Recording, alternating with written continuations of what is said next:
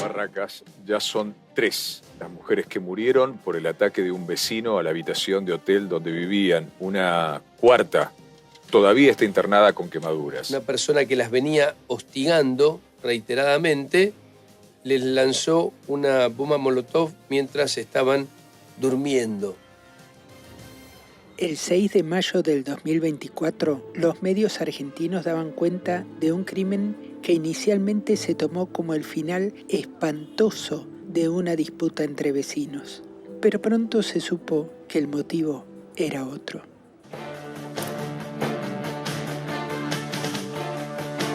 Este domingo murió la mujer que peleaba por su vida luego del ataque de un vecino allí en Barracas, en este crimen de odio, triple crimen de odio, tenemos que decir a esta altura, con la muerte de Andrea Amarante. Andrea Amarante, Pamela Covas y Roxana Figueroa fueron asesinadas en Barracas por Fernando Justo Barrientos. La única sobreviviente al ataque fue Sofía Castro Riglos, quien resultó con lesiones severas. Desde el 5 de mayo, cuando se produjo el hecho que les voy a contar, se está denunciando desde toda la comunidad LGBT un asesinato por razones de odio, algo que se denuncia como lesbodiante. O hoy se supo, un asesinato de 3 mujeres por el hecho de ser lesbianas. Un crimen de odio es un crimen que se produce por la aversión a determinada identidad. Identidad quiere decir una persona lesbiana, travesti, trans, no binaria, bisexual. También podemos pensar crímenes de odio cuando se mata a una persona discapacitada solamente por el hecho de ser discapacitada, por ejemplo. ¿Qué ha pasado? Un hombre ingresó a la habitación de ellas 4, son mujeres lesbianas empobrecidas, con ventilleras, en todo sentido con ventilleras, digo, en todo sentido y con orgullo lo digo. ¿Qué quiero decir con esto? Efectivamente, él las hostigaba hasta donde se puede saber permanentemente por ser lesbianas, argumentando que ellas eran problemáticas. En la Argentina, desde hace varios años, los crímenes de odio ascienden sostenidamente. En 2021 se registraron 120 casos. Al año siguiente fueron 129 y 133 en el 2023. En 2024, el año del triple desvicidio de Barracas, los crímenes fueron 140 y el año pasado la cifra se incrementó un 60%. Hubo en todo el país 227 crímenes de odio contra la población LGBT. ¿Se puede revertir esta nefasta tendencia? ¿Cuánto influyen en ella los discursos de odio que en repetidas veces bajan desde las más altas esferas del poder? Bienvenidos a Integrar Derechos. Soy Graciela Balestra y en octubre del 2025 fui candidata a diputada nacional por la ciudad de Buenos Aires por el Partido Integrar. Soy psicóloga y activista por los derechos de la comunidad LGBTIQ+, a través de la asociación civil Puerta Abierta a la Diversidad. En este podcast del Partido Integrar nos ocupamos especialmente de los derechos de las personas que no son escuchadas hoy en la ciudad de Buenos Aires, especialmente en los barrios del sur. Los crímenes de odio en Argentina no solamente han aumentado en los últimos años, sino que se han prácticamente duplicado. María Rashid es la presidenta de la Comisión Directiva de la Federación Argentina LGBT. Anteriormente fue legisladora en la ciudad de Buenos Aires y titular del Instituto contra la Discriminación de la Defensoría del Pueblo de la ciudad de Buenos Aires. En el último informe de crímenes de odio se puede ver cómo desde el 2023, 2024 hasta el informe del 2025 los números son casi el doble de crímenes de odio que los años anteriores. De acuerdo con el informe anual del Observatorio Nacional de Crímenes de Odio, LGBT, el año pasado ocurrieron en la Argentina 227 crímenes de odio. En todos esos casos, la orientación sexual, la identidad o la expresión de género de las víctimas fueron utilizadas como pretexto discriminatorio para la vulneración de sus derechos. Esto significa que cada 38 horas se comete un crimen de odio en la Argentina y casi el 43% de esos crímenes de odio tienen lugar en la ciudad de Buenos Aires. Me empezó a pedir pizza y tenía una botella y me empezó a pegar porque no me podía dar, era para un compromiso que tenía. Me empezó a pegarme, ¿sabes? O sea, como 10.000 veces. El 29 de enero de este año, la Barbie, drag queen e ícono de la cultura LGBT argentina, fue agredida por un hombre a la salida del programa radial en el que trabajaba. La idea del señor ¿Ya te había pegado era ahí? ir a erradicar los homosexuales de la radio. Quería hablar con Elizabeth Bernassi para pedirle por favor que echara a los programas. De los 227 crímenes de odio denunciados en 2025, 142 fueron contra mujeres trans. Los gays recibieron 50 ataques, los varones trans 14, las lesbianas 13 y las personas no binarias 4.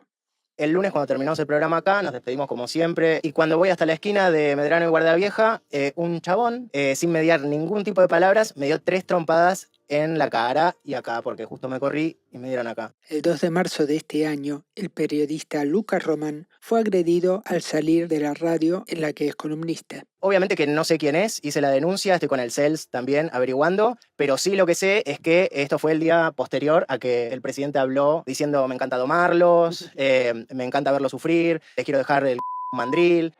Me encanta domarlos, me encanta hacerlos llorar.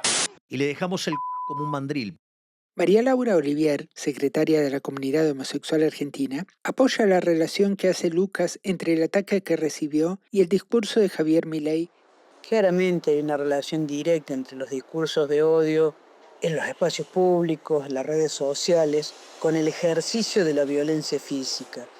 Los crímenes de odio no aparecen de forma espontánea, se construyen socialmente. Hay una ruptura de un pacto de convivencia y permiso para agredir. Básicamente se validó socialmente el odio. Entonces, si una pareja gay va caminando de la mano, una pareja de chicas van caminando de la mano, una persona trans está esperando el colectivo, es común que sea insultada, que sea golpeada, con una impunidad que hacía décadas que no veíamos. Entonces, ¿qué es lo que pasa con esa agresora, con ese agresor? La verdad se sienten respaldados desde arriba, digámoslo, por decirlo de alguna forma, ¿no? La Federación Argentina LGBT tiene una visión similar, según explica María Rashid.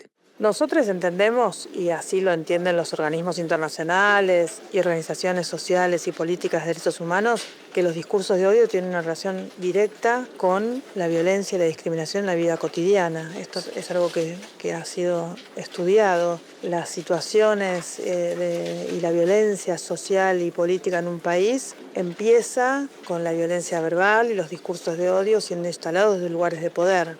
Nosotros estamos convencidos de que esto se debe a cómo se han instalado los discursos de odio y la violencia social y política en Argentina a partir de no solo la presidencia, sino antes la campaña de La Libertad Avanza, es decir, la extrema derecha en nuestro país. En enero de 2025, Javier Milei dio un nefasto discurso en el Foro Económico Mundial Davos. Allí, en un contexto convocado para abordar desafíos geopolíticos, crecimiento económico y la transición energética, el presidente argentino dijo lo siguiente. Desde estos foros se promueve la agenda LGBT, queriendo imponernos que las mujeres son hombres y los hombres son mujeres solo si así se autoperciben. Y nada dicen de cuando un hombre se disfraza de mujer y mata a su rival en un ring de boxeo, o cuando un preso alega ser mujer y termina violando a cuanta mujer se le cruce por delante en la prisión. Sin ir más lejos, hace pocas semanas fue noticia en todo el mundo el caso de 2 americanos homosexuales que enarbolando la bandera de la diversidad sexual y fueron condenados a 100 años de prisión por abusar y filmar a sus hijos adoptivos durante más de 2 años. Quiero ser claro que cuando digo abusos no es un eufemismo, porque en sus versiones más extremas la ideología de género constituye lisa y llanamente abuso infantil. Son pedófilos. Javier Milei y muchos de sus seguidores atacan permanentemente a la comunidad LGBT a través de los medios y las redes sociales. Cuando desde una figura como la presidencial califican a la ideología de género como un virus mental, se ataca al feminismo, en foros internacionales, ¿no? Como el de Davos, básicamente lo que se está haciendo es enviar un mensaje de deshumanización. Si el Estado dice que somos una amenaza, los vecinos, las vecinas sienten que tienen permiso para atacarnos. Entonces estos discursos validan y normalizan la violencia física. trasladan el odio de las redes sociales a las calles, trasladan el odio a nuestros cuerpos. Hay hechos cotidianos menos extremos, pero que también son parte del odio. Miradas o comentarios hacia una pareja de chicos que van de la mano, que no se respete su presencia en un espacio, que no se los deje entrar a un determinado lugar. Son situaciones aparentemente menores, ¿no? Sin embargo, esas líneas de hostilidad empiezan muchas veces de ese modo, y cuando escalan, pueden terminar en conflictos mucho más graves. A partir del discurso de Davos, por ejemplo, las familias de la diversidad tienen miedo en relación a la percepción que hay de ellas en las escuelas, reciben comentarios agresivos, todo tipo de violencia verbal en distintas instancias y concretamente las agresiones físicas de las que da cuenta el informe de crímenes de odio han aumentado producto de ese tipo de discursos, no solamente del presidente Milei en Davos, sino de sus funcionarios y funcionarias en distintos ámbitos nacionales e internacionales. ¿Qué son los discursos de odio? Lo explica Lucía Begelin, doctora en Ciencias Sociales e investigadora del Laboratorio de Estudios sobre Democracia y Autoritarismos de la UNSAM. Los discursos de odio son un tipo de discurso que se pronuncia en la esfera pública que busca promover, incitar o legitimar la discriminación, deshumanización o violencia hacia una persona o grupo de personas, pero en función de su pertenencia a una identidad social, ya sea una identidad religiosa, nacional, racial, de género, ¿no? Hay quienes minimizan el alcance de los discursos de odio, y eso es un grave error. La mayor circulación de discursos de odio favorece la traducción en crímenes de odio, en agresiones físicas hacia individuos que pertenecen a esas identidades sociales, ¿no? Pero obviamente que no es inmediata y que hay que poder también sostener esa diferencia. No es lo mismo enunciar un discurso de odio que producir una agresión física sobre un individuo en función de su identidad social. Pero están articulados, por supuesto que están articulados y que no se puede pensar en todo caso uno sin el otro. Ahora bien, ¿qué estrategia se puede tomar contra los discursos de odio? Lucía explica que las Naciones Unidas están preocupadas por el tema desde hace una década. Y vienen preocupados por esto porque efectivamente es un problema creciente a nivel global porque hay un fenómeno global que determina este crecimiento, que es la ampliación de las redes sociales como espacio de discusión pública, ¿no? Por su propio modo de funcionamiento, las redes sociales favorecen los discursos de odio, ya que generan más visualizaciones y encierran a cada uno con miradas parecidas a la propia. Los discursos extremos tienden a volverse más extremos, ¿no? Porque solo la red social solo nos muestra algo parecido a lo que nosotros ya pensamos, ¿no? Esto que se llama sesgo de confirmación. Y hubo una serie de transformaciones sociales que hicieron que las redes sociales crezcan, ¿no? Y en eso estoy pensando en la pandemia y el rol que tuvo en potenciar todo este proceso. ¿Se puede implementar políticas públicas que permitan disminuir los discursos de odio? ¿O se trataría de regular la libertad de expresión? Y en todo caso, ¿qué sucede con la libertad de expresión de aquellos que son silenciados por los discursos de odio? Hay un efecto muy registrado por diversos estudios sobre la voz pública de quienes son objeto de los discursos de odio, ¿no? Son sujetos que se suelen no solo elegir no hablar, sino suelen elegir irse de ese espacio público digital, ¿no? Retirarse cuando son hostigadas, cuando son violentadas en repetidas ocasiones. Y eso se traduce en menos voz pública, ¿no? Entonces, cuando uno piensa en intervenir sobre los discursos de odio como problema creciente para la convivencia democrática, hay que pensar siempre con ese horizonte. Bueno, el horizonte tiene que ser garantizar que haya más voces, ¿no? Entonces no se trata de prohibir, se trata más bien de garantizar un espacio de discusión en donde ninguna voz pueda ser silenciada por otra.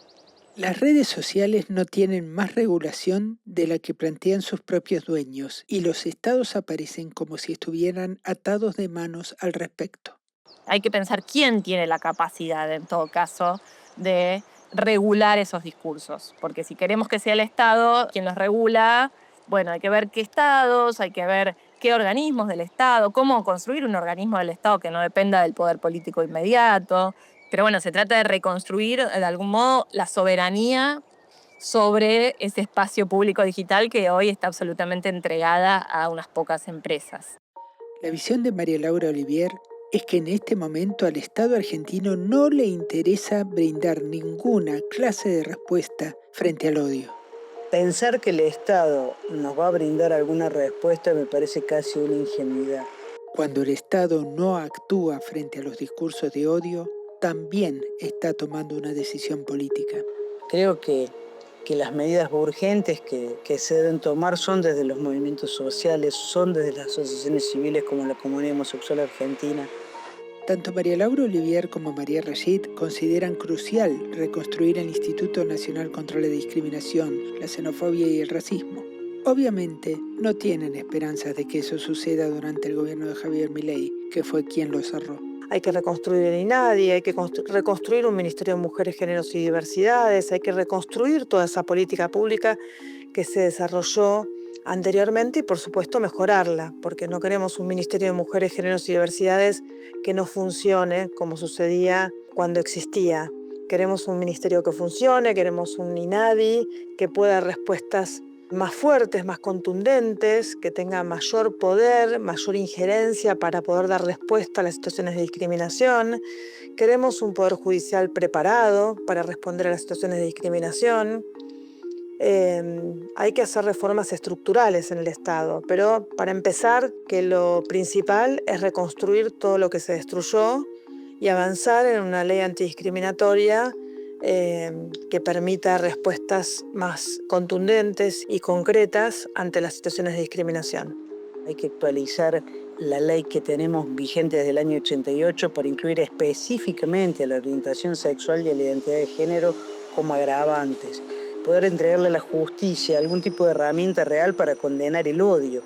Además de reconstruir todo lo que se destruyó en estos años y además de avanzar en una nueva ley antidiscriminatoria, por supuesto creo que hay que dar toda una batalla cultural y desarrollar políticas públicas relacionadas a la cultura, a la comunicación y a la educación para dar esa batalla cultural y lograr no solo una igualdad jurídica y una capacidad de respuesta ante las situaciones de discriminación, sino erradicar la discriminación. Los gobiernos que agreden y los que guardan silencio son igual de violentos y responsables del crecimiento de los discursos de odio. Y en la última categoría entra el gobierno de la ciudad de Buenos Aires. En la ciudad hay una dirección de derechos humanos que se ocupa del tema de diversidad. Es la responsable de cumplir con la ley antidiscriminatoria de la ciudad y tiene a su cargo las 2 leyes de política pública LGBT de la ciudad. Lo que en gobiernos anteriores fue la Subsecretaría de Derechos Humanos y Pluralismo, en el de Jorge Macri pasó a ser solo una dirección. ¿Qué significa esto? Que se le presta menos atención y especialmente que se le otorga menos presupuesto. En la práctica mucho no se hace porque casi no tiene presupuesto. Apoyan la marcha del orgullo, atienden algunas situaciones de discriminación, hacen talleres en algunas empresas, pero mucho más que eso no. La igualdad ante la ley implica políticas activas de protección. Del mismo modo en que hay que proteger a los niños, a los adultos mayores y a los discapacitados, los ciudadanos de la comunidad LGBT precisan de esas políticas. El gobierno de la ciudad de Buenos Aires tiene la ventaja de administrar una ciudad donde existen cientos de organizaciones que muchas veces hacen su trabajo contra el odio. Además de poco humano, no apoyarlas no parece nada inteligente. Cuando el Estado no actúa frente a los discursos de odio, también está tomando una decisión política. En el Partido Integrar creemos que los chicos y chicas de hoy necesitan aprender educación financiera y programación, pero también a resolver los conflictos sin violencia. La educación es la clave contra los discursos de odio y discriminación por orientación sexual e identidad de género. La evidencia internacional muestra que es la herramienta más efectiva contra los prejuicios. Pero para eso es necesario que haya una decisión clara de combatir la problemática. Por eso proponemos la implementación de un programa de educación y concientización permanente. La idea es hacer foco en una currícula inclusiva, lo que implica complementar la educación formal con talleres sobre diversidad y convivencia en escuelas primarias y secundarias. Por supuesto, esto incluye también capacitación docente. Y esta labor educativa debería complementarse con campañas públicas y masivas de sensibilización y concientización que vayan desde los medios oficiales hasta las redes sociales. De enero a septiembre de 2025, el gobierno de la Ciudad de Buenos Aires invirtió 92.000 millones de pesos en comunicar su gestión. ¿Por qué no hay ya mismo una campaña contra los discursos y los crímenes de odio? Esto fue Integrar Derechos, un podcast del Partido Integrar. Y yo soy Graciela Balestra. Te invitamos a seguirnos en nuestras redes sociales o a conocer más del partido en integrarargentina.org. Hasta el próximo episodio.